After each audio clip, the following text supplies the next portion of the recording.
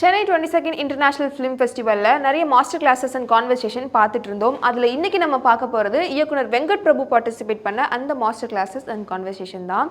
இதில் சித்ரா லக்ஷ்மண் அவர்கள் கேட்ட நிறைய கொஷினுக்கு நிறைய சுவாரஸ்யமாகவே வெங்கட் பிரபு பதில் அளிச்சிருக்காரு. அந்த கான்வர்சேஷனை இப்போ நம்ம பார்க்கலாம். எங்கள் அப்பா கூட பெருசாக நம்பிக்கை இல்லை, நீ டைரக்ட் பண்ணிடுவியாடா அப்படிலாம் சொல்லி கேட்டாங்க. நீங்களே பண்ணிட்டீங்க அப்படி சொல்லி கலாய்ப்பேன் நான் அவரை.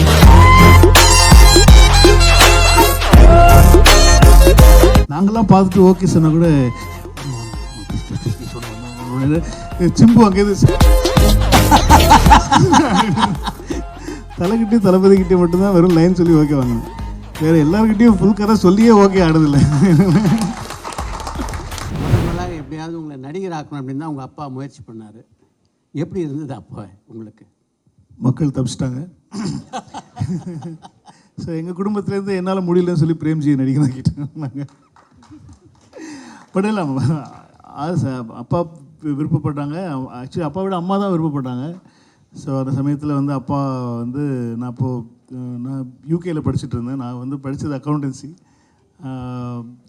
ஆனால் அதில் எந்த ப்ராக்டிஸுமே இல்லை. இன்னும் ஒழுங்காக சம்பளம் வரமாட்டேங்குது, கணக்கு ஒழுங்காக பார்க்க தெரியல. அப்படி ஆரம்பித்து ஹாலிடேஸில் நான் வீட்டுக்கு வரும்போது அந்த டைமில் தான் அந்த பூஞ்சோலைன்னு சொல்லி ஒரு படம் எடுத்தாங்க. அது ஏதோ ஒரு மக்கள் பண்ண புண்ணியத்தினால அந்த படம் ரிலீஸ் ஆகலை. ஆனால் நல்ல சாங்ஸ், பெரியப்பா தான் மியூசிக் பண்ணியிருந்தாங்க, நல்ல சாங்ஸு படத்தில். ஆனால் அந்த படம் வெளிவரல. ஸோ அதுக்கப்புறமா ரொம்ப லேட்டஸ்ட் ஸ்டேஜஸில் தான் தென் நானே விருப்பப்பட்டு அதுக்கப்புறமா கேரக்டர் ரோல்ஸ் பண்ணலாம் அப்படின்னு சொல்லி தான் நான் ஆரம்பித்தேன். ஏப்ரல் மாதத்தில்னு சொல்லி ஒரு படத்தில் நடிக்க ஆரம்பித்து அப்புறம் சமுத்திரக்கனி அவங்களுடைய ஃபர்ஸ்ட் படம். அதான் சொல்லுவேன் நான் இப்போ சமுத்திரக்கனி அவங்ககிட்ட சொல்லுவேன், நீங்கள் ஆஸ்கரே வாங்கினாலும் உங்களோட ஃபர்ஸ்ட் படத்து ஹீரோ நான் தான் அப்படின்னு உன்னை சரண் அடைந்தேன்னு சொல்லி சரண் அவங்க ப்ரொடியூஸ் பண்ண ஃபர்ஸ்ட் ஃபிலிம், எஸ்பி சரண். ஸோ அதில் நானும் சரணும் நடிச்சிருப்போம். ஸோ அதுக்கப்புறமா கேரக்டர் ரோல்ஸு அந்த மாதிரி விஷயங்கள்லாம் அப்படி போயிட்டே இருந்துச்சு. ஸோ நடிப்பு பிடிச்சிருந்துச்சு. முன்னாடி நடிப்பு ரொம்ப பிடிக்கும். ஆனால் அதுக்கான கரெக்டான வாய்ப்புகள் அமையலை, அதனால் அப்படி விட்டுட்டேன். நீங்கள் பாதை மாறியதுக்கான காரணம் என்ன அப்படின்னு சொல்லலாமா? ஒன்றும் இல்லை, வெட்டியாக இருந்தோம். அந்த சமயம் என்னாச்சு, சும்மா நானும் சரண், எஸ்பிவி சரண், நான்லாம் சின்ன வயசுலேருந்து ஃப்ரெண்ட்ஸ். ஏன்னா எங்கள் அப்பா அவங்க அப்பாலாம் ரொம்ப very very close friends. So சரணும் நல்லா பழக்கம். ஸோ நானும் சரண், யுகேந்திரன்லாம் கச்சேரி பண்ணிகிட்டு இருந்தோம். ஒரு காலத்தில் நிறைய கச்சேரிகள் பண்ணுவோம். நெக்ஸ்ட் ஜெனரேஷன் அப்படின்னு சொல்லி ஒரு ஆர்கெஸ்ட்ரா வச்சு அதில் நிறையா கச்சேரிகள் பண்ணுவோம். அந்த சமயத்துலலாம் நான் நிறையா சும்மா ஒரு கதைகள்லாம் சொல்கிறது வழக்கம்.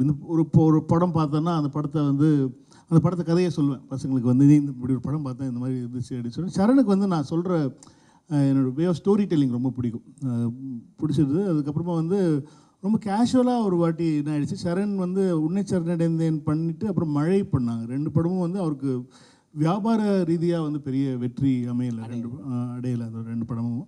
ஸோ அந்த டைமில் என்ன பண்ணலாம் அப்படின்னு சொல்லி யோசிச்சுட்டு இருந்தபோது நான் ஒரு எதேச்சியாக ஒரு ஐடியா ஒன்று சொன்னேன்.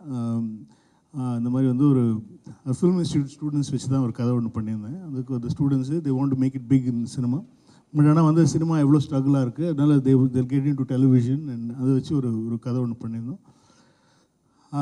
அதோட தழுவல் தான் நான் லைவ் டெலிகாஸ்ட்டு மாற்றி அப்புறமா ஒரு சீரீஸாக பண்ணேன். அதுதான் ஃபஸ்ட்டு நாங்கள் பண்ணோம். அந்த சமயம் அதை பண்ணும்போது பட்ஜெட் ரொம்ப ஜாஸ்தி இருந்துச்சு. ஸோ அந்த பட்ஜெட்டுக்கு சரணால் அந்த கதை சும்மா சொன்னேன். அந்த கதை சொன்னோடனே சரண் நல்லா கிடையாது, இது ஒர்க் பண்ணலாமே, இது படமாக பண்ணலாம் அப்படின்னு சொல்லி சொன்னார். அப்புறம் ஒரு ஸ்கிரிப்டாக ரெடி பண்ணோம். ஸ்கிரிப்டாக ரெடி பண்ணிவிட்டு பட்ஜெட் போட்டு பார்க்கும்போது கொஞ்சம் ஜாஸ்தி வந்துச்சு. ரொம்ப அந்த சமயத்தில் we not able to afford. இன்னும் 2 படமும் சரியாக போகல, அவரோட பெரிய ஃபண்ட்ஸ் ரைஸ் பண்ண முடியாதுங்கிற ஒரு சுச்சுவேஷன் இருந்தது. அந்த சமயத்தில் இது கதை பண்ணிவிட்டு ஒரு 3-4 மாதம் அப்போ நான் நிறைய படங்கள் நடிக்கிறதுக்கு சான்ஸ் வந்துகிட்டே இருந்துச்சு. அதெல்லாம் விட்டுட்டு நம்ம சரி இதில் பண்ணுவோம், இதை ட்ரை பண்ணுவோம் அப்படின்னு சொல்லிட்டு ஆக்சுவலி யாருக்குமே எங்கள் அப்பா கூட பெருசாக நம்பிக்கை இல்லை, நீ டைரக்ட் பண்ணிடுவியாடா அப்படிலாம் சொல்லி கேட்டாங்க. நீங்களே பண்ணிட்டீங்க அப்படின்னு சொல்லி கலாய்ப்பேன் நான் அவரை. ஏன்னா அவரும் யார்கிட்டையும் அசிஸ்டன்ட் டைரக்டராக இருந்ததில்லை, நானும் யார்கிட்டையும் அசிஸ்டன்ட் டைரக்டராக இருந்ததில்லை. ஸோ அப்படி ஜென்ரலாக அப்படி வந்துட்டோம். ஸோ அந்த சமயம் அது பட்ஜெட் காரணத்தினால இன்னொரு கதை ஒர்க் அவுட் பண்ணோம், இன்னொரு ஐடியா ஒன்று ஒர்க் அவுட் பண்ணோம். ஏன்னா நான் சரண்லாம் வந்து ரோட்டில் கிரிக்கெட் ஆடுற பசங்க தான், ஸ்ட்ரீட் கிரிக்கெட்டர்ஸ் தான். ஸோ அப்படி க்ரியேட் பண்ண ஒரு ஐடியா தான் வந்து சென்னை 6,28,000. ஸோ அப்படி ஒரு ஐடியா சொன்னேன். அது பட்ஜெட்டாகவும் ரொம்ப டைட்டாக ஒரு வெரி மினிமலிஸ்டிக் பட்ஜெட்டில் பண்ண முடிஞ்சது. ஸோ அப்படி தான் வந்து பாதையை வந்து மாற்றினவர் சரண் தான். அவர் தான் வந்து நீ ஏன்னா நான் முன்னாடி சொன்னது வந்து நம்ம சமுத்திரக்கனி அவங்க வந்து நம்ம ரொம்ப வெரி க்ளோஸ். ஏன்னா அவங்க டிவி சீரியல் காலத்துலேருந்தே வந்து ரொம்ப க்ளோஸாக இருந்துச்சு. அவரோட டிவி சீரியல் 2 நடிச்சிருக்கேன் நான். ஸோ சரணுக்கும் ரொம்ப க்ளோஸு, எனக்கும் க்ளோஸு.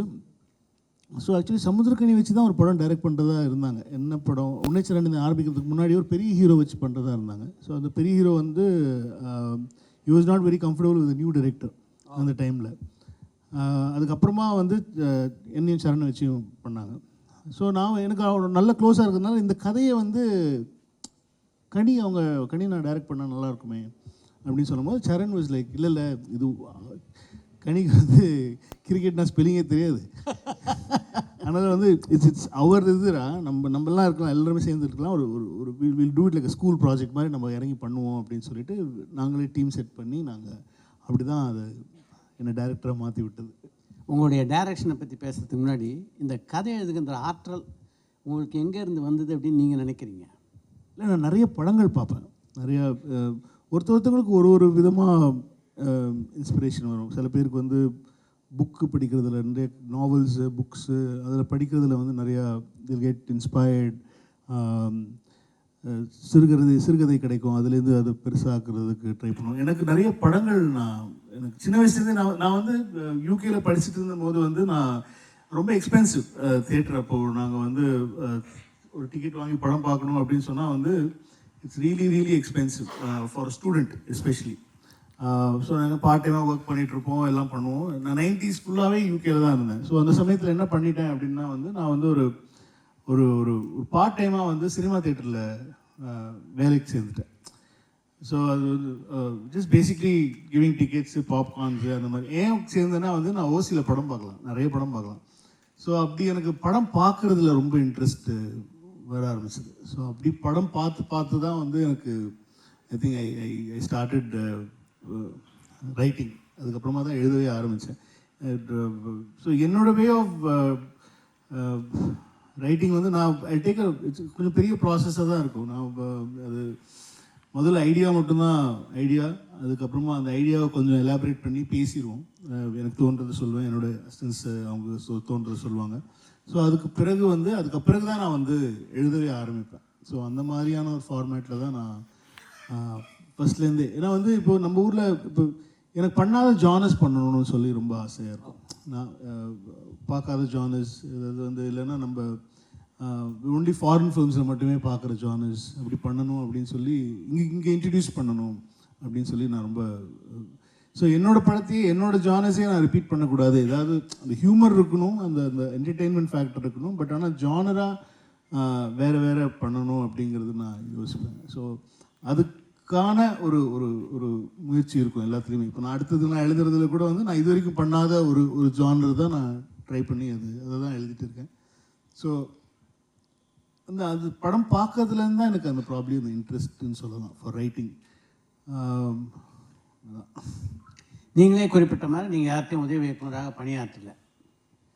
அப்படி இருந்தும் ஒரு படத்தை முழுமையாக டைரக்ட் பண்ணலாம் அப்படின்ற கான்ஃபிடென்ஸை எப்படி கெயின் பண்ணீங்க உங்கள் அப்பா நீங்களாக? இல்லை, எனக்கே தெரியல. ஐ மீன் முதல்லலாம் கொஞ்சமாக வந்து எனக்கு அந்த ரொம்ப கன்ஃபியூஸ் ஆனேன். ஃபஸ்ட்டு ஸ்டார்டிங்கில் வந்து அந்த லெஃப்ட் லுக்கு ரைட் லுக்கு, இப்போ இதில் அவுட் கொடுத்தீங்கன்னா எந்த பக்கம் என்ட்ரி கொடுக்கணும், இப்போது அந்த மாதிரி விஷயங்கள்லாம் வந்து பயங்கர கன்ஃபியூஸ்டாக இருந்துச்சு ஃபஸ்ட்டு ஸ்டார்டிங் ஸ்டேஜில் வந்து. இப்போது அதனால தான் நான் மேக்ஸிமம் வந்து க்ளோஸ்அப் முன்னாடிலாம் வைக்க மாட்டேன். க்ளோஸ்அப் வச்சா தான் எனக்கே டவுட் வரும். இந்த இப்போ நம்ம ஒரு மாஸ்டர் ஷாட் எடுத்துகிட்டு அதுக்கப்புறம் ஒரு க்ளோஸ் கட் பண்ணும்போது இவங்க எந்த பக்கம் பார்த்து கேமரா லெஃப்ட்டு பார்த்து பேசணுமா ரைட்டு பார்த்து பேசணுமா அப்படிங்கிறது. ஸோ எப்போவுமே சஜஷனாக வச்சுருவேன் நான். ஸோ அப்புறம் வந்து எங்கள் அப்பா வந்து அது ஒன்றும் இல்லைடா, சிம்பிள் தான்டா அப்படின்னு சொல்லிட்டு அப்பாட்ட கேட்டேன். இது எப்படி எனக்கு கரெக்டாக தெரியலையே எனக்கு இது இப்போ எனக்கு அப்படின்ற மாதிரி சொல்லும்போது அது ஒன்றும் கிடையாது, இப்போ 2 பேர் உட்காந்துருக்காங்க அப்படின்னு சொல்லி அந்த 180 டிகிரிஸ் அந்த இது சொல்லி கொடுத்தாரு. பேசிக்காக வந்து இப்போ இங்கே இருக்குது கேமரா, இப்போ தான் கேமரா இங்கே இருக்குது, இப்போ நானும் சித்ரா சாரும் பேசிகிட்டு இருக்கோம் அப்படின்னா வந்து இப்போ சித்ரா சாருக்கு க்ளோஸ் வச்சிங்கன்னா எங்கே பார்க்கணும் அப்படின்னு கேட்டார். எப்படி பார்க்கணும், ஒன்றும் இல்லை, சிம்பிளாக ஒரு ஒரு ஒரு ஹாஃப் ரவுண்ட் ட்ராலி போட்டுக்கோ, இந்த மைண்டுக்குள்ளேயே வந்து இந்த கேமரா வந்து இங்கேருந்து இப்படி வருது அப்படின்னு சொல்லி இங்கே வந்து வச்சுட்டேன் அப்படின்னு சொன்னால் கேமராவோட ரைட்டை பார்த்து அவர் பேசணும். அப்படி அதே மாதிரி இந்த பக்கம் அது போச்சுன்னா அவர் வந்து கேமரா லெஃப்ட்டை பார்த்து பேசணும் அப்படின்ற மாதிரி வந்து சிம்பிளாக வந்து எனக்கு எக்ஸ்பிளைன் பண்ணார். அதனால் அது எப்போவுமே அது மைண்டில் செட் ஆகிடுச்சு ஃபஸ்ட் படத்துக்கு அப்புறமா. ஸோ அவ்வளோதானே, ஓகே க்ளோஸ் வச்சுன்னா இந்த மாதிரி பண்ணணும், இந்த மாதிரி பண்ணிடணும் அப்படின்னு சொல்லிட்டு. பட் ஆனால் எனக்கு இப்போ கதைங்கிறது வந்து பேசிக்காக வந்து ரொம்ப ஓரளவுக்கு தான் கதை இருக்குது. இப்போது கதைகள்னு சொல்லிட்டோன்னே முக்கால்வாசி இவ்வளோ வருஷம் நம்ம கிட்டத்தட்ட பல வருஷமாக வந்து சினிமா எடுத்துகிட்டு இருக்கோம், கதைகள் சொல்லிக்கிட்டு இருக்கோம். ஸோ அதே கதைகள் தான், அதை எப்படி நம்ம வேறு மாதிரி ப்ரெசென்ட் பண்ணுறோம் அப்படிங்கிறது தான் வந்து இப்போ இருக்கிற ஒரு டைமில் நம்ம இருக்கோம். இப்போ ஆக்சுவலி வந்து இப்போ நான் கஸ்டடின்னு சொல்லி ஒரு படம் ஒன்று பண்ணேன். அந்த படம் சரியாக போகல. அந்த படம் தெலுங்குல பண்ணது. அந்த படத்தோட கதை பேசிக்லி விடுதலையோட கதை தான். ஒரு கைதியை வந்து எப்படி வந்து அவர் வந்து எஸ்கார்ட் பண்ணி கூட்டிகிட்டு போகிறாரு அப்படின்னு சொல்லிட்டு அதோட ஸோ கதை ஒன்று தான். ஸோ அதை எப்படி ப்ரெசென்ட் பண்ணுறோம், எப்படி வந்து அதை எழுதுகிறோம், என்ன மாதிரி அதை கதைக்களமாக அதை மாற்றுறோம். அவர் அந்த இப்போ வெற்றி சார் வந்து பார்த்தீங்கன்னா அந்த டைம் பீரியட் மாதிரி அதை ஃபிக்ஸ் பண்ணி அந்த சமயத்தில் நடந்த ஒரு கதை ஆத்தென்டிக்காக நம்ம வந்து ஒரு தெலுங்கு ஃப்ளேவரில் வந்து ஒரு ஹீரோ எலிவேஷனு. இப்போ வந்து அந்த ஹீரோ ஆக்சுவலி வந்து சூர்யா அவங்க மாதிரி தான் இருந்திருக்கணும். கஸ்டடியில் பார்த்தீங்கன்னா அதுதான் ஃபஸ்ட்டு எழுதின தாட்டே அதுதான். ஒரு கான்ஸ்டபிள் ஒரு பெரிய ரவுடியை வந்து ஹி ஹாஸ் டு எஸ்கார்ட் அப்படிங்கிற போது வந்து that is actually a genre by itself. அது மாதிரி நிறைய படங்கள் அந்த காலத்துலேருந்தே வந்திருக்கு. மிட் நைட் ரன், அதுக்கப்புறம் வந்து சேஃப் ஹவுஸ். அது வந்து ஒரு ஜானர் ஆஃப் நம்ம ஊரில் வந்து என்னென்னா வந்து ஒரு ஜானர் படத்தை வந்து நம்ம பண்ணோம் அப்படின்னா வந்து உடனே காப்பி அப்படின்னு சொல்லி நம்ம சொல்லிடுவோம். இப்போது ஆனால் லவ் ஸ்டோரிக்கு மட்டும் சொல்லவே மாட்டோம். ஏன்னா நம்ம பழகிட்டோம், சின்ன வயசுலேருந்தே வந்து காதல் கதைகள் பார்த்து பழகி அது மட்டும்தான் நம்ம வந்து ஜானராக ஒத்துக்கிட்டோம். மற்ற எந்த இப்போ வந்து ஒரு ஒரு ஒரு இப்போ திரும்ப நிறைய டைம் லூப் ஃபிலிம்ஸ் வரலாம். ஆனால் அது உடனே வந்து அது மாநாடோட காப்பி அப்படின்னு சொல்ல மாட்டாங்க. அது ஒன்லி இங்கிலீஷ் படத்தோட காப்பி தான் சொல்லுவாங்க. ஏன்னா வந்து ஒரு ஜானர் அப்படிங்கிறது இப்போ எனக்கு அது மாதிரி நிறைய வந்துச்சு எனக்கு. இப்போ மங்காத்தா எடுக்கும் போதே வந்து மங்காத்தா வந்து உடனே ஓஷன்ஸ் 11ஓட காப்பி தழுவல் அப்படின்னு சொல்லி. ஏன்னா நம்ம ஊரில் அந்த விவரம் இல்லை. இப்போ ஓஷன்ஸ் 11 இட்டாலியன் ஜாபும் ரெண்டுமே வந்து ஹைஸ்ட் ஃபிலிம்ஸ் தான். ஆனால் அது ரெண்டுமே காப்பியா? ஸோ ஹைஸ்ட் ஃபிலிம்ஸ் அப்படிங்கிறதே வந்து ஒரு ஜானர் ஆஃப் ஃபிலிம்ஸ். அதெல்லாம் நம்ம முதல்ல I think we should get to know தட்னு நினைக்கிறேன். அது அந்த மாதிரி சில பல விஷயங்கள்லாம் பண்ணி எழுத ஆரம்பிச்சு இப்போ அடுத்த படமும் கண்டிப்பாக வந்து ஏதோ ஒரு காப்பி தான் சொல்லுவாங்க. ஆனால் அது ஜானர் அதுதான் நினைக்கிறேன். இந்த லுக்கு நீங்களாக முதல் படத்துடைய படப்பிடிப்பின் போது வேறு ஏதாவது பிரச்சனை இல்லைங்க டெக்னிக்கலாக சந்திக்க வேண்டிய சூழ்நிலை ஏற்பட்டதா? பேசிக்காக அந்த கிரிக்கெட்டை எப்படி எடுக்கிறது அப்படிங்கிற ஒரு டவுட் மட்டும் தான் ஃபஸ்ட்லேருந்து இருந்துச்சு. ஏன்னா சக்தி சரண் சார் தான் டிஓபியாக இருந்தாங்க. அவங்களுக்கும் கிரிக்கெட் பெரிய பழக்கம் கிடையாது. ஸோ அதனால் வந்து நம்ம யூஸ்வலாக பார்க்குற ஷார்ட்ஸ் இருக்குல்ல, இப்போ நம்ம டிவியில் பார்க்குற ஷார்ட்ஸ் ஆங்கிள்ஸ் மட்டும் நம்ம வச்சுட்டு அதில் நம்ம கதை சொல்லணும். கிரிக்கெட் கதையை வந்து அதுக்குள்ளே நடக்கிற ட்ராமா அதெல்லாம் சொல்லணும். ஸோ அதுதான் வந்து கொஞ்சம் டஃப்பாக இருந்துச்சு ஃபஸ்ட்டு டைம் நம்ம படம் பண்ணும்போது. ஐயோ தெரியாமல் இந்த ஜானர் எடுத்துட்டோமோ, ஸ்போர்ட்ஸ் ஜானர் எடுத்துட்டோமோ. ஏன்னா ஸ்போர்ட்ஸ்க்குள்ளே வந்து நம்ம அதுக்குள்ளே ஒரு ட்ராமா, அதுக்குள்ளே ஒரு கதை, அதுக்குள்ளே ஒரு இமோஷன்னு சொல்லிட்டு அந்த மேட்ச்க்குள்ளேயே நிறைய விஷயங்கள் பண்ண வேண்டியது இருந்துச்சு.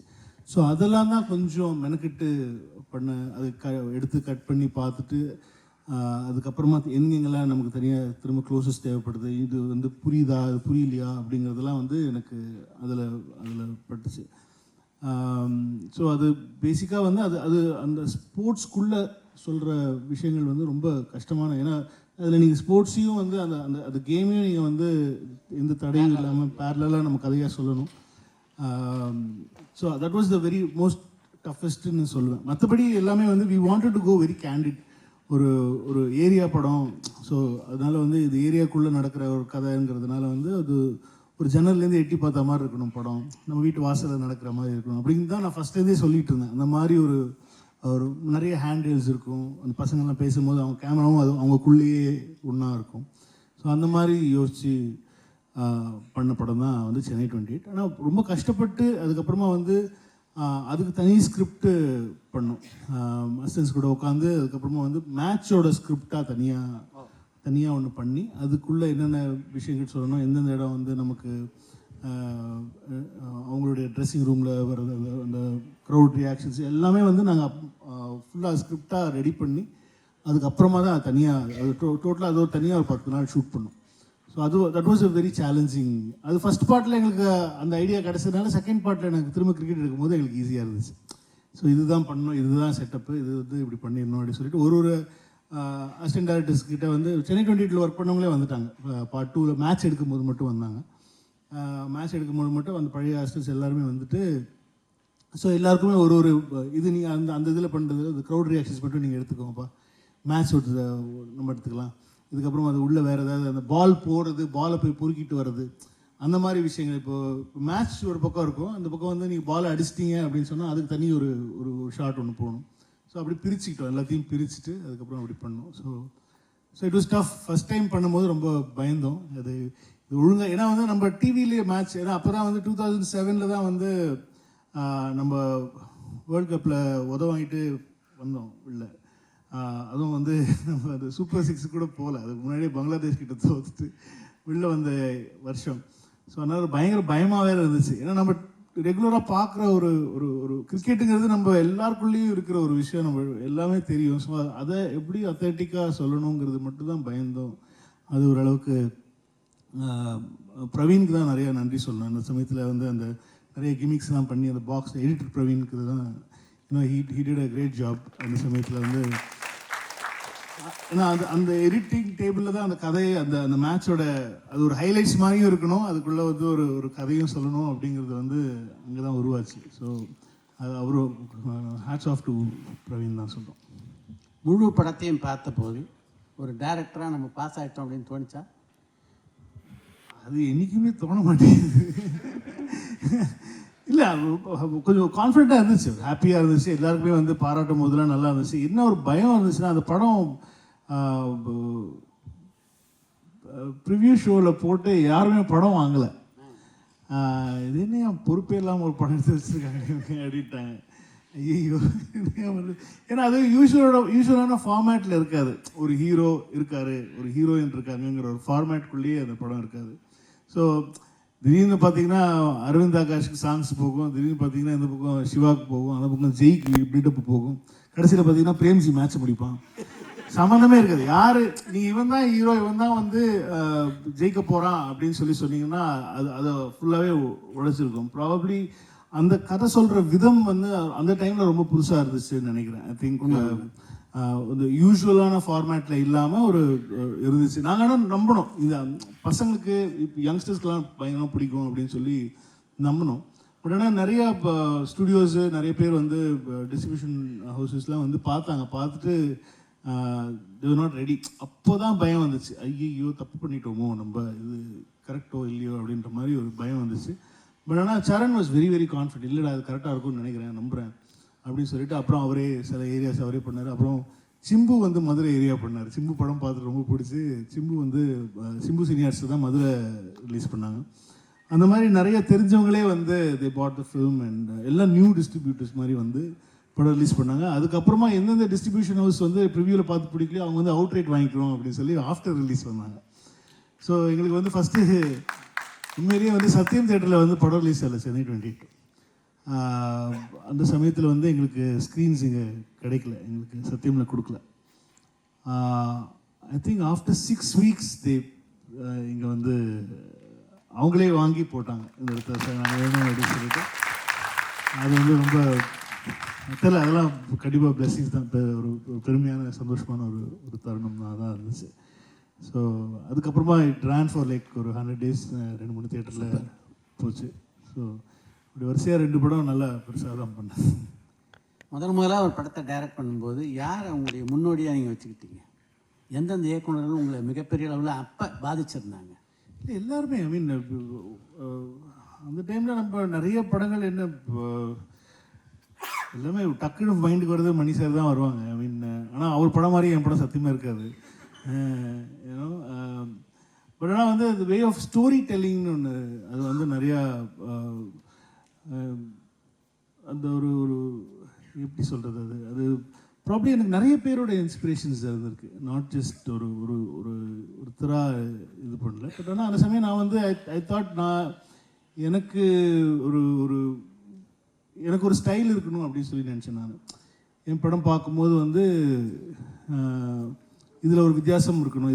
இதுக்கப்புறமா வர ப்ராப்ளி 2வது படம் 3வது படம் கிடைக்கும் போது வந்து இது ஷார்ட்டை பார்த்தோன்னே இது வெங்கட் பிரபு படம் அப்படின்னு சொல்லணும்.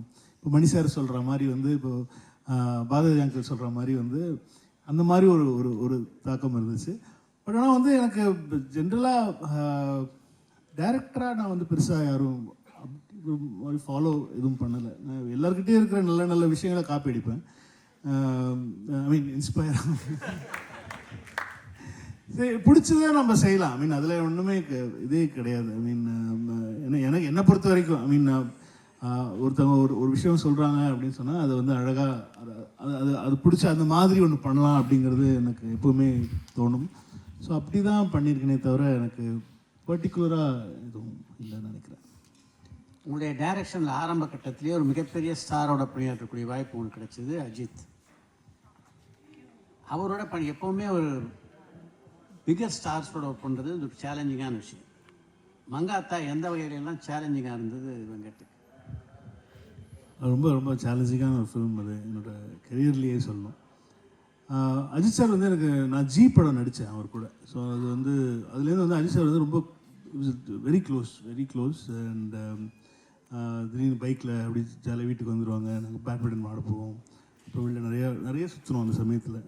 ஹேங்கன் வித் ஏன்னா அந்த படம் கிட்டத்தட்ட ஒரு 2 வருஷம் எடுத்தாங்க. ஏன்னா அந்த டைமில் வந்து யூஸ் ரேசிங் அந்த மாதிரிலாம் போயிட்டு இருக்கும்போது அந்த ஒரு 2-3 படங்கள் ஒரே சமயத்தில் ஷூட்டிங் போயிட்டு இருந்துச்சு.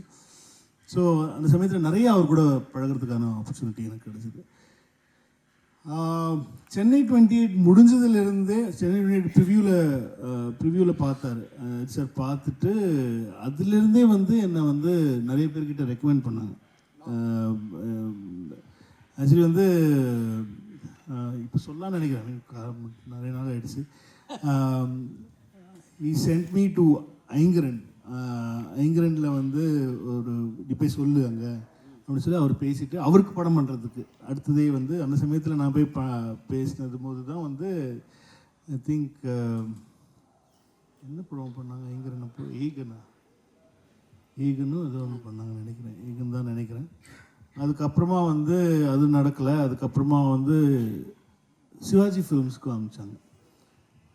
சிவாஜி ஃபிலிம்ஸ்க்கு அடுத்தது ஒரு படம் சரோஜா முடிச்ச அப்புறமா அனுப்பிச்சாங்கன்னு நினைக்கிறேன். அதுக்கப்புறமா அதுக்கு போகும்போது அங்கே வந்து அப்போ வந்து அசல் பண்ணாங்கன்னு நினைக்கிறேன். அசல் தான் பண்ணியிருந்தாங்கன்னு நினைக்கிறேன். ஸோ அப்படியே தள்ளிக்கிட்டே இருந்துச்சு. அவருக்கு ஏதோ ஒரு நம்பிக்கை இருந்துச்சு, இவன் ஏதோ ஒன்று பண்ணுவான் போல, இதை ஏமாத்திடுறான் அப்படின்ற மாதிரி வந்து அவருக்கு ஏதோ ஒரு நம்பிக்கை இருந்துச்சு என் மேலே. ஸோ அது வந்து யூனோ அது ஸோ அதனால் அந்த கதை பண்ணும் போதே வந்து நான் அவருக்காக பண்ணப்பட்ட கதை கிடையாது. மங்காத்தா வந்து நான் ஜென்ரலாக ஒரு ஹைஸ்ட் ஃபிலிம் பண்ணணும் அப்படின்னு சொல்லி தான் நான் ஆரம்பித்து பண்ணேன். அதில் ஒரு கேரக்டர் கொஞ்சம் மெயினாக இருக்கிற ஒரு கேரக்டர் ஒன்று இருந்துச்சு. தேர்ச்சியாக பேசப்போ அவர் வந்து அவர் வாழ்த்து சொல்ல கூப்பிட்டார். இதே க்ளவுட் 9ல் பண்ணுறியா மேடம், கங்க்ராச்சுலேஷன் சூப்பர் அப்படின்னு சொல்லிட்டு ஜென்ரலாக சொன்னார். பிரபு தான் கூப்பிடுவார். பிரபு இந்த மாதிரி ஒரு நெகட்டிவில் ஏதாவது நல்லா யோசி, எனக்கு ஏதாவது ஒரு நெகட்டிவ் கேரக்டர் பண்ணணும்னு ஆசையாக இருக்குது, ஏதாவது ஒன்று பண்ணுறேன் நான் அப்படின்னேன். என்ன அப்படின்னாரு. இல்லை இதுலேயே ஒன்று இருக்குது, என்ன இருக்குது அப்படின்னு சும்மா ஜென்ரலாக அந்த ஐடியாவை சொன்னேன். நான் ஒரு 5 பேர் கெட்டவங்க, அதில் ஒருத்த மட்டும் ரொம்ப ரொம்ப கெட்டவன், ஒரு ஹைஸ்ட்டு விச் கோஸ் ராங். நல்லா இருக்கே பண்ணலாமே, இவ்வளோ தான் சொன்னேன் நான். அவருக்கு என்ன பிடிச்சதுன்னு தெரியல. அதுக்கப்புறமா வந்து அந்த கதையை had to change the whole script according to தலை. அவருக்கு ஏன்னா அவரோட 50வது படம்ங்கிற ஒரு டேக் வேறு அதில் சேர்ந்துருச்சு. ஸோ அந்த சமயம் வந்து கௌதம் சார் பண்ணுறதா ஒரு டாக் வேறு இருந்துச்சு. அவரோட 50th ஃபிலிம் வந்து கௌதம் சார் பண்ணுறதா ஒன்று இருந்துச்சு. ஸோ நான் என்னோடய பேரை அனௌன்ஸ் பண்ணேன். அந்த மாதிரி அந்த டாக் வர ஆரம்பித்தோடனே வந்து அவரோட ஃபேன்ஸுக்கு பெருசாக வந்து you know they were not very happy as well. என்னையா கௌதம் சார் பண்ண வேண்டிய படத்தை வந்து இவன் பண்ணுறான் அப்படிங்கிற மாதிரி வந்து ஒரு ஒரு ஒரு ஒரு டாக் கூட இருந்துச்சு அந்த சமயம் ஃபேன்ஸ் மத்தியில். இன்னும் அது பயங்கரமாக அது போயிட்டு இருந்தோடனே சரி அப்போல்லாம் அந்த ரெஸ்பான்சிபிலிட்டிஸ்லாம் கொஞ்சம் இன்னும் நிறைய பயத்தை கொடுத்துச்சு. ஸோ பேசிக்காக அதில் வந்து ஒரு கெட்டவங்கிறது முடிவு பண்ணிட்டோம். ஆனால் அவரும் வந்து எந்த லிமிட்டுக்கு வேணாலும் போனார். நம்ம ஏன்னா எனக்கு அது ஒரு தின் லைன் தான், அது ஒத்துக்கலை அப்படின்னு சொன்னால் ஒரு நாள் நல்லவராக இருந்த ஒரு ஹீரோ, அவர் வந்து திடீர்னு வந்து ஒரு மாரலி ரொம்ப சோஷியலி இர்ரெஸ்பான்சிபிள், டாஸ்மாக் கதவை தட்டி நைட்டில் என்னென்னமோ பண்ணுவார், இருக்கிறதுல என்னென்ன கெட்டத்தனமும் இருக்கோ எல்லாத்தையுமே பண்ணுவார். இதெல்லாம் பண்ணுறேன்னு ஒத்துக்கிட்டார் அவர். அவர் எங்கிட்ட அசிஸ்டன்ஸ் எல்லாமே திட்டுவாங்க, சார் ரொம்ப ஓவராக இருக்குது சார், டைலாக்ஸ்லாம் கொஞ்சம் மாற்றிடலாம் சார், ரொம்ப தப்பாக இருக்குது சார் அப்படின்னு சொல்லிட்டு. ஏன்னா வைபவ் கிட்ட பேசுகிற சீன்லாம் இருக்கும், ஏன்னா அந்த காசு இருக்கிற அப்படி பண்ணுற அப்படின்னு சொல்லிட்டு வைபவ் கிட்ட பேசுகிற சீன் இருக்கும். அதெல்லாம் வந்து அசிஸ்டன்ஸ் வந்து வேணாம் வந்து கரெக்டாக இருக்கும்டா, நல்லா இருக்கும்டா, அது அந்த கேரக்டருக்கு அப்படி தானே இருக்கணும்னு அவரே வந்துட்டார். என்ன சொல்கிறாங்க அப்படின்னு. இல்லைண்ணா இந்த மாதிரி பசங்க வந்து பயப்படுறாங்க, இது வேண்டாம் அப்படின்னு. கரெக்டு, இதுக்கு தான் கரெக்டு, இப்போ இதுக்கு தான் பேசுகிறேன் சொல்லுங்கள். பார்த்தா அது தேட்டரில் தான் கிளாப்ஸு. அவருக்கு அப்போ பார்த்து பல்ஸ் தெரியுது அவருக்கு, இதுதான் கெட்டது அப்படிங்கிற, கெட்டது வந்து ரசிக்கிறாங்க எல்லாருமே அப்படிங்கிறது வந்து அதில் தான் வந்து ஐ திங்க் அவருடைய judgement help is a lot. அது இல்லைனா வந்து அது நடந்திருக்காது. ஆனால் ரொம்ப பயந்து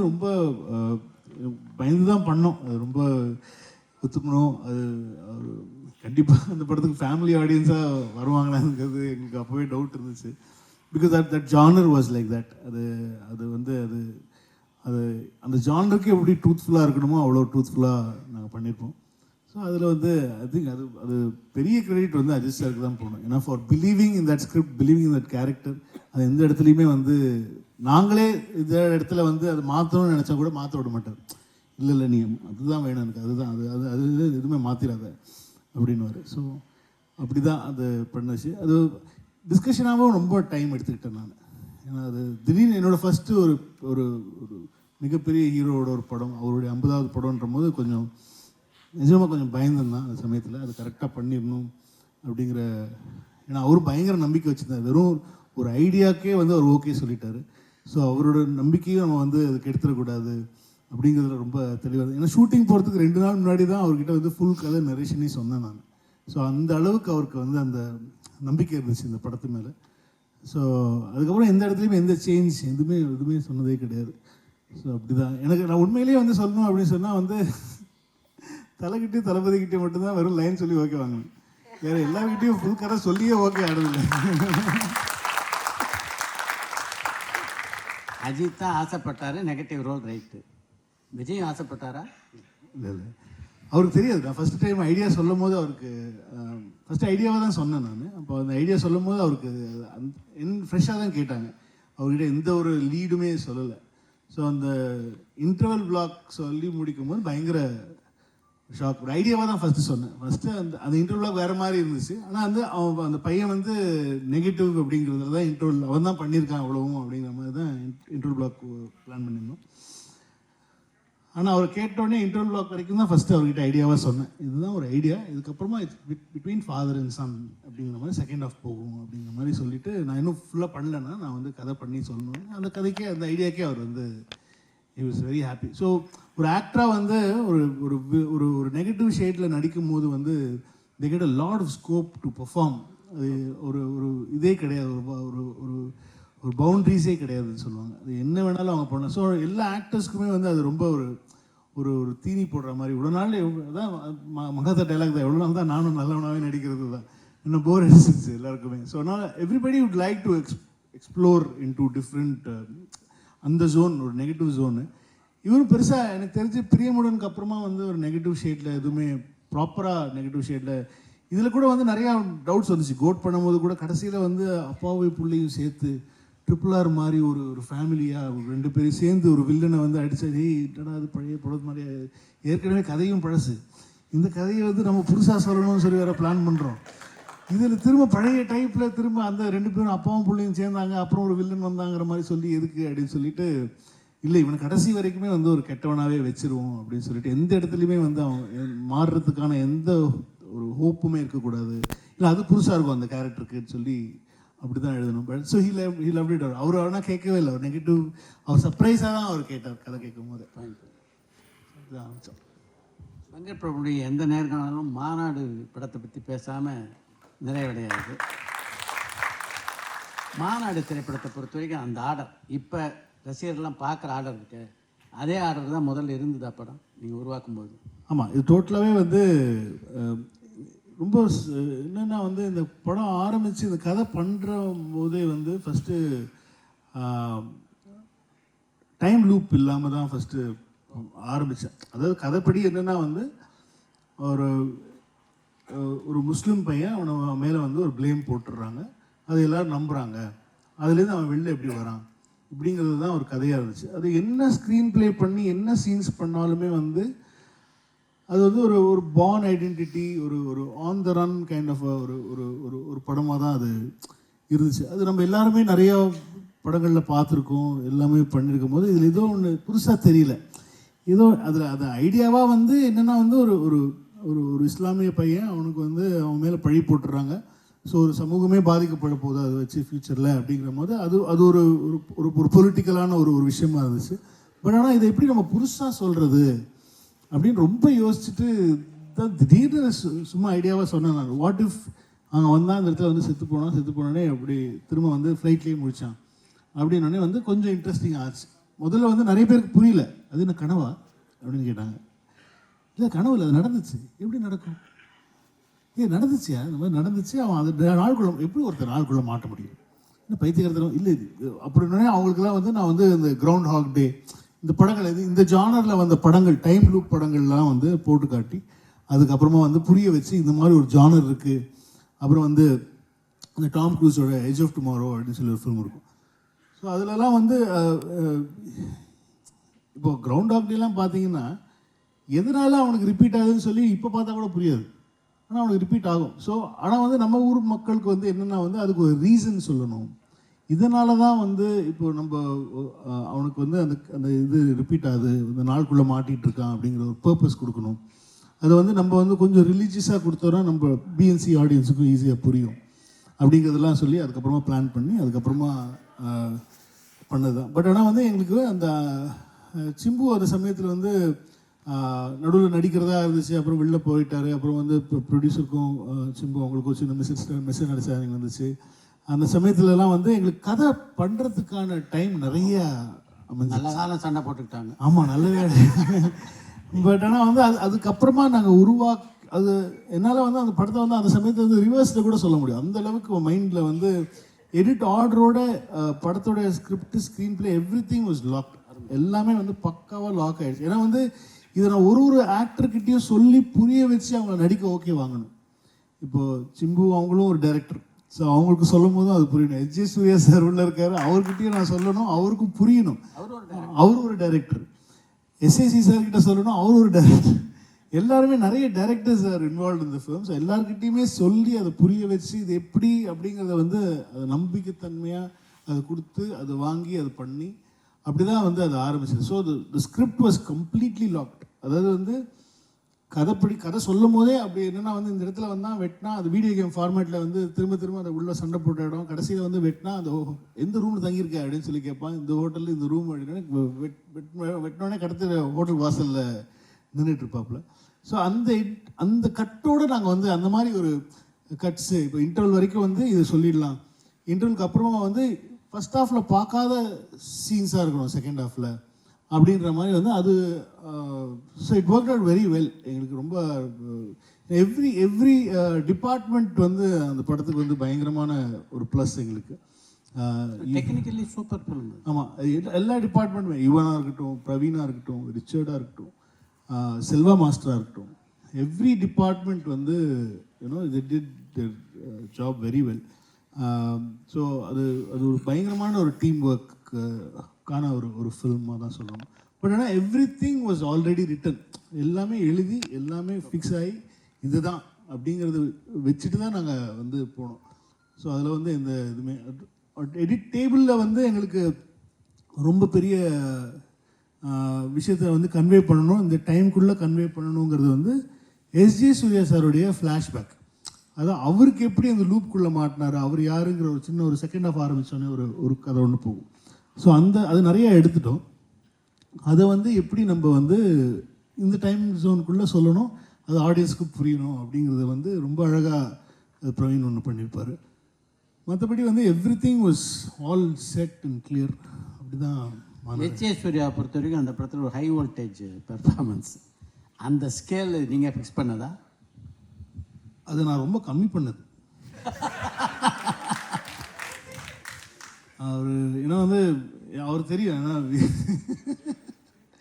ஏன்னா அவர் இன்னும் ஜாஸ்தி அவங்க பயங்கர அனிமேட்டடாக இருக்கும், பயங்கர இதாக இருக்கும். நான் நிறைய இடத்துல இல்லை சார் இன்னும் கொஞ்சம் கம்மி இது மாதிரி பண்ணிக்கலாம் சார், கொஞ்சம் லைட்டாக பண்ணுங்க சார் அப்படின்னு சொல்லி பயங்கரமாக கெஞ்சி கூத்தாடி வாங்கின பர்ஃபார்மன்ஸ் தான் இது.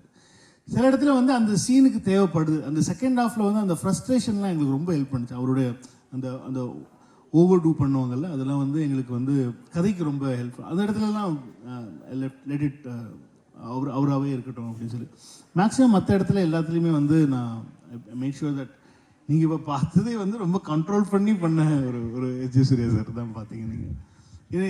இதில் இருக்கிற எஸ்.ஜே. சூர்யா சாருக்கும் நீங்கள் வந்து மார்க் ஆண்டனியில் இருக்கிற எஸ்.ஜே. சூர்யா சாருக்கும் பயங்கர வித்தியாசம் இருக்கும். அதில் இன்னும் ஹெவியாக பண்ணியிருப்பாங்க. ஸோ அதுதான் அவரோட மீட்ரு. அந்த மீட்டர்லேருந்து நம்ம இந்த மீட்டருக்கு கொண்டு வரணும். அவருக்கு அப்படி பண்ணது தான். ஆனால் இட் வாஸ் வண்டர்ஃபுல் எக்ஸ்பீரியன்ஸ் அவர் கூட ஒர்க் பண்ணுறது. ஏன்னா அவர் எதுக்குமே உடனே ஓகே சொல்ல மாட்டார். நாங்களாம் பார்த்துட்டு ஓகே சொன்னால் கூட வரணும் சிம்பு அங்கேயிருந்து எல்லாம் அப்படி இருக்கும். ஆனால் அவர் மட்டும் பயங்கர சில சமயம்லாம் என்ன பண்ணுவோன்னா அவர் அந்த மானிட்டர் பக்கம் போவார் அந்த ஷார்ட்டை பார்க்குறதுக்கு. கேமரா எடுத்து அந்த பக்கம் போயிட்டு நாங்கள் கேமராலாம் மாற்றிடுவோம். சிம்பிளாக வந்து நைஸாக சார் அப்படி நான் கேரவன் போய்க்கிறேன். ஏன்னா அவர் விட மாட்டார். திரும்ப என்ன பண்ணாலும் வந்து அவர் வந்து திரும்ப ஒன் மோர் போயிட்டு அது இன்னும் கொஞ்சம் பர்ஃபெக்டாக பண்ணணும் அப்படின்னு சொல்லி ஆசைப்படுவாங்க. ஆனால் அதுவே பர்ஃபெக்டாக தான் இருக்கும். ஆனால் அதை தாண்டி இன்னொரு சின்ன ஒரு பர்ஃபெக்ஷன் தரணும்னு சொல்லி எப்போவுமே ஆசைப்படுவார். ஸோ இட் வாஸ் அந்த மாதிரியான ஒரு எக்ஸ்பீரியன்ஸ். பேசிக்காக வந்து ஒரு ஆர்டிஸ்ட் மேனேஜ்மெண்ட் தான் நம்ம டைரக்டருடைய மெயினாக. ஏன்னா என் படத்துலலாம் நிறைய நடிகர்கள் இருக்கும்போது வந்து நம்ம எல்லாரோடைய ஈகோ ஹர்ட் ஆகாமல் எல்லாரையுமே வந்து ஒரு கம்ஃபர்டபுளான ஒரு ஜோனில் வச்சுட்டு படம் பண்ணுறது தான் வந்து ஐ திங்க் இப்போ கேட்டிங்கன்னா கூட எல்லாருமே வந்து it was like holiday, Venkat Prabhu படமாக ஜாலியாக போயிட்டு வரலாம் அப்படின்னு தான் சொல்லுவாங்க. ஏன்னா I make sure that everybody has their space in the film. அப்படி பண்ணுறதுனால ஐ திங்க் எல்லாருக்குமே அது எப்போ நான் திரும்ப கூப்பிட்டாலும் வருவாங்க எனக்கு. அருமை. இப்போ ஒரு 60 வருடங்களுக்கு முன்னால் பார்த்தோம்னா பெரும்பாலான டைரக்டர் டைரக்ஷன் மட்டும் பண்ணுவாங்க, கதை ஒத்து எழுதுவார், வசனம் ஒத்து எழுதுவார், இப்படி இருந்த சினிமா. இன்றைக்கு எல்லா இயக்குநர்களும் கதை, திரைக்கதை, வசனம் எல்லாத்தையும் இந்த டைரக்ஷனோட சுமக்கணும்னு நினைக்கிறாங்க. இது வந்து ஒரு ஆரோக்கியமான போக்கு இல்லை. ஒரு பக்கம் கதாசிரியர், இன்னொரு பக்கம் ஒரு வசனகர்த்தான் இருந்தால் அவங்களுடைய கான்ட்ரிபியூஷனும் படங்கள் இருக்கும் அப்படின்ற ஒரு விமர்சனம் இருக்குது. உங்களுடைய பார்வை என்ன? கண்டிப்பாக இட்ஸ் அது ஆரம்ப ஸ்டேஜில் என்ன பண்ணிடுவோம் நம்ம அப்படின்னு சொன்னால் வந்து இப்போ எனி டைரக்டர் வந்து ஒரு கதையை எடுத்துகிட்டு தான் ப்ரொடியூசர்கிட்ட போக வேண்டியதாக இருக்கிற ஒரு சுச்சுவேஷன் தான் அவங்களோட கெரியரை ஆரம்பிக்கிறாங்க. ஸோ அது அப்படியே அவங்களுக்கு கண்டினியூ ஆகுது. ஸோ முன்னாடி காலத்துலலாம் வந்து பார்த்திங்கன்னா வந்து இப்போ பஞ்சு சார் வந்து ஒரு கதை எழுதியிருப்பாரு, இந்த கதைக்கு வந்து இந்த டைரக்டர் இருந்தால் கரெக்டாக இருக்கும் அப்படின்ற மாதிரி இருக்கும். ஸோ அந்த மாதிரி ஒரு காலகட்டத்தில் இருந்தோம். பாரதிராஜா அங்கிள்லாம் மேக்ஸிமம் உங்களுக்கே தெரியும் வெளியிலேருந்து கதை வாங்கி அவங்க பண்ணியிருக்காங்க. ஸோ இப்போ இருக்கிற காலகட்டத்தில் எல்லாருமே ஒரு கதையோட வெளில போகிறதுனால வந்து I think they all keep on continuing whatever they been doing. But எனக்கு ரொம்ப ஆசை, I really want to get associated with different writers, கதை ஆசிரியர்கள், அந்த மாதிரி வந்து எனக்கு ஒர்க் பண்ணணும்னு சொல்லி ரொம்ப ஆசை. இன்னும் மலையாளத்துலலாம் மேக்ஸிமம் வெளி கதைகள் வெளி ரைட்டர்ஸ் தான் பண்ணுறாங்க.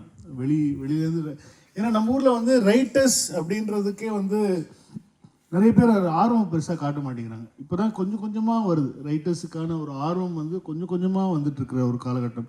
முன்னாடிலாம் வந்து நிறைய ரைட்டர்ஸ் இருந்தாங்க, கல்யாணம் சார், நிறைய பேர் எக்ஸ்ட்ராடினரி ரைட்டர்ஸ்லாம் இருந்தாங்க. பெரும்பாலான நிறுவனங்களே கதையிலாக்காவே இருந்தது. எக்ஸாக்ட்லி. அப்போல்லாம் வந்து அந்த கதைக்கு இப்போ நீங்கள் ப்ராபப்ளி ஒரு ஒரு ஆக்ஷன் காமெடி இருக்குது, இந்த மாதிரி ஒரு ஜானர் இருக்குது, ஒரு சின்ன ஒரு டைம் ஸ்லைஸ் இருக்குது, இந்த மாதிரி இருக்குது, இதுக்கு ஓகே வெங்கட் பிரபு கரெக்டாக இருப்பாப்லப்பா அப்படின்னு சொல்லி அந்த டேரக்டர் இந்த கதைக்கு வைக்கலாம். இப்போ இந்த மாதிரி ஒரு காப் ஃபிலிம் இருக்குது, இந்த மாதிரி இருக்குது, இது கௌதம் சார் கூப்பிடலாம், இந்த மாதிரி ஒன்று. ஸோ அப்படி இருந்த ஒரு காலகட்டம் இருந்துச்சு. இப்போ இந்த கதைக்கு இந்த டைரக்டரை கூப்பிட்டு ஒரு படம் பண்ணலாம். ஆனால் ஆக்சுவலி உண்மையிலேயே பார்த்தீங்கன்னா வந்து ரைட்டர்ஸுக்கு தான் வந்து எல்லா இண்டஸ்ட்ரியிலையுமே வந்து பயங்கரமான வரவேற்பு. ஏன்னா நீங்கள் வந்து தமிழில் ஒரு படம் பண்ணி ஹிட் ஆகிடுச்சுன்னா ரைட்டருக்கு தான் ரீமேக் காசு, டைரக்டருக்கு கிடையாது. ரைட்டருக்கு தான் வந்து ரீமேக் காசு வரும், ரைட்டருக்கு தான் பெரிய பெரிய அமௌண்ட் வரும். ஸோ பேசிக்காக எந்த ஒரு நாட்டில் ரீமேக் பண்ணாலும் சரி, எந்த லாங்குவேஜில் ரீமேக் பண்ணாலும் சரி, அது ரைட்டர்ஸ்க்கு தான் அது பொருந்தும். அது வந்து டைரக்டர்ஸ்க்கு தான் வருதுன்னு சொல்லி நிறைய பேர் ஒரு தப்பான கண்ணோட்டத்தில் இருக்காங்க. அது யார் எழுதுகிறாங்களோ அவங்களுக்கு தான் அது போகும். So please start writing a lot. You know நிறைய கதைகள் எழுத ஆரம்பிங்க. யூ ஷுட் அப்ரோச் டைரக்ஷன் பண்ணாமல், டைரக்ஷனுங்கிறது டோட்டலாக ஒரு டிஃப்ரெண்ட்டான ஒரு பால் கேம். அதாவது அந்த கதையை நம்ம எப்படி சொல்ல போகிறோம், எப்படி விஷுவலாக ஒரு கதையை சொல்கிறோம் அப்படிங்கிறது. ஏன்னா அதே கதை தான். இப்போ அந்த பாட்டி வடை சுட்டுச்சு, ஒரு காக்கா வந்து அதை எடுத்துகிட்டு போச்சுங்கிறத வந்து நம்ம எப்படி வேணாலும் சொல்லலாம். ஃபஸ்ட் எடுத்தோடனே அந்த நரியோட பாயிண்ட் ஆஃப் வியூவில் படத்தை ஆரம்பிக்கலாம். ஸோ நம்ம அந்த ஒரு சின்ன ஒரு லைன் தான். அந்த லைனை வந்து நம்ம எப்படிலாம் அதை வந்து ஸ்க்ரீன் ப்ளே பண்ணி சொல்ல போகிறோம் அப்படிங்கிறது வந்து ஒரு டைரக்டர், ஸ்க்ரீன் ப்ளே ரைட்டராக வந்து நம்ம சொல்லலாம். ஆனால் கதை அந்த ரொம்ப இம்பார்ட்டண்ட்டான ஒரு விஷயம். அது வந்து ஒருத்தங்க எழுதிட்டாங்க அப்படின்னு சொன்னால் அவங்க கூட உட்காந்து கடைசியாக நமக்கு வேணுங்கிற மாதிரி மாற்றிட்டு என்னென்ன சேஞ்சஸ் வேணுமோ, இல்லை கரெக்டாக இருக்குது சேஞ்சஸே வேண்டாம் அப்படியே போய் எடுத்துகிட்டு வரலாம் அப்படின்னு சொன்னால் கூட ஓகே தான். இப்போ ரீமேக் ரைட்ஸ்லாம் நிறைய படம் தெலுங்குலேருந்து நம்ம பண்ணுறோம், ஹிந்திலேருந்து பண்ணுறோம், இங்கேருந்து அங்கே பண்ணுறாங்க. அதெல்லாம் வந்து விஷுவலாக பார்த்தா தான் நிறைய பேருக்கு வந்து ப்ரொடியூசர்ஸ்க்கு வந்து புரியுது, ஹீரோஸ்க்கும் புரியுது. அந்த கதையை நம்ம போயிட்டு ஒருத்தங்கிட்ட சொல்லிட்டோம் அப்படின்னு சொன்னால் வந்து அந்த கதை புரியாது. இது நீங்கள் வேறு லாங்குவேஜில் எடுத்து அந்த படம் ஹிட் ஆகி செஞ்சுக்கோங்க, இந்த கதை சார் உங்ககிட்ட சொன்னேன் அப்படின்னு சொல்லி அதே படத்தை திரும்ப இப்போ வாங்கி ரீமேக் பண்ணுவாங்க. ஸோ நிறைய பேருக்கு விஷுவலாக நம்ம கதை சொல்கிறோம் அப்படி சொல்லிட்டதுக்கு அப்புறமா தான் புரியுது. ஸோ அது விஷுவலாக சொல்கிற கதை வந்து ஐ திங்க் இப்போ நிறைய பசங்க பயங்கர வெரி டேலண்டட். இந்த ஜென்ரேஷனில் இருக்கிறவங்கலாம் வந்து இந்த ஷார்ட் ஃபிலிம்ஸ் பண்ணுறவங்க, இன்னும் ஒரு 5 minutesல ஒரு கதை சொல்கிறது, அதெல்லாம் வந்து விஷுவலாகவே வந்து the making a great you know movies. I think இப்போ நம்ம சொல்லவே தேவையில்லை, வெறும் ரீல்லையே ஒரு கதை சொல்லிடுறானுங்க இப்போலாம். ஒரு இன்ஸ்டா ரீலில் இருக்கட்டும், ஒரு யூடியூப் ரீலில் இருக்கட்டும், அதுவே வந்து உங்களுக்கு என்டர்டெய்னிங்காக இப்போ சொல்கிற ஒரு காலகட்டத்தில் நம்ம இருக்கோம். இப்போ அவங்க கூட நம்ம போட்டி போட வேண்டியதாக இருக்குது. அவங்கள மாதிரி யோசிக்கணும், அவங்களோட பெட்டராக யோசிக்கணும் அப்படிங்கிறது. I think writers, dialogue writers எல்லாருமே வந்து கண்டிப்பாக தேவை. நிறைய எங்களுக்கெல்லாம் ரொம்ப ஆசை டு ஒரு கொலாபரேட் பண்ணணுங்கிறதுல. ஸோ அதில் இப்போ தான் ஸ்லோவாக வந்து I started hiring different writers. வெளிலேருந்து கொஞ்சம் அவங்களெல்லாம் ஹையர் பண்ணி அவங்க கூட பேசி அவங்களோட இன்புட்லாம் வந்து இப்போ தான் வந்து புதுசாக ஆரம்பிச்சிருக்கேன். இசைஞானி இளையராஜாவோட பணியாற்றியது உட்பட கேட்குறதுக்கு பல கேள்விகள் இருக்குது. ஆனால் நேரமின்மை காரணமாக இந்த நேர்காணலில் முடித்துக்கொள்ள வேண்டிய சூழ்நிலை இருக்கும். என்ன மாதிரியே உங்ககிட்டையும் நிறைய கேள்வி இருக்குது அப்படின்னு எனக்கு தெரியும். அந்த கேள்வி பதில் செஷனை இன்றைக்கி வந்து இடம்பெறலைன்னா அதுக்கு காரணம் நேரமின்மை. Anyway thank you Venkat Prabhu. Thank you. Chitra Lakshman கேட்ட அந்த கொஷின்ஸ்க்குலாம் ரொம்பவே இன்ட்ரெஸ்டிங்காக வந்து வெங்கட் பிரபு ஆன்சர் பண்ணியிருந்தாரு. இந்த மாதிரியான இன்னொரு மாஸ்டர் கிளாஸஸ் அண்ட் கான்வர்சேஷனில் நான் உங்களை மீட் பண்ணுறேன்.